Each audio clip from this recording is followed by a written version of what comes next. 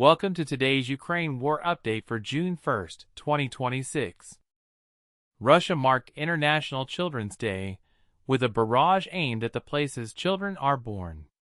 Overnight, 265 drones were launched at Ukraine, with air defense bringing down 228.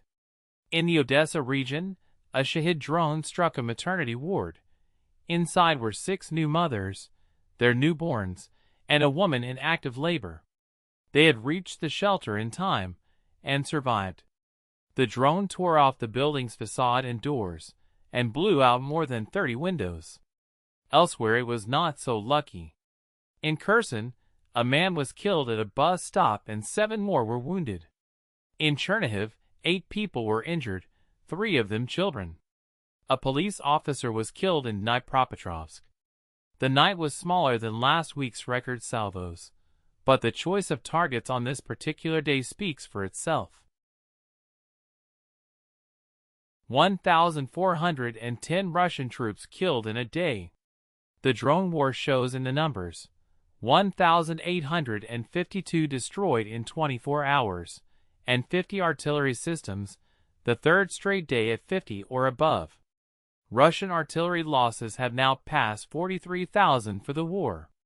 The guns and the launchers keep coming, and they keep being destroyed. On the ground, the picture holds.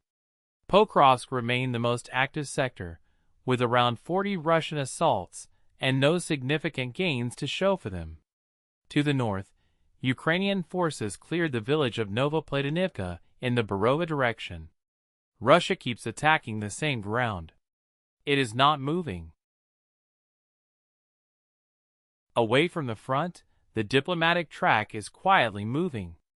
The prisoner exchange in 1,000 for 1,000 format is continuing, building on the first phase last month that returned more than 200 Ukrainians from Russian captivity. And the head of President Zelensky's office said today that ending active hostilities before winter is, in his words, realistic. It is a notably more hopeful note than the Frontline suggest, but with the strike still landing on maternity wards, Ukraine's message is that any settlement has to come with the air defense and the guarantees to make a ceasefire hold. That wraps up today's update. If you found this useful, press the like button and subscribe in order to support this channel. Stay informed, stay safe, and I'll see you tomorrow.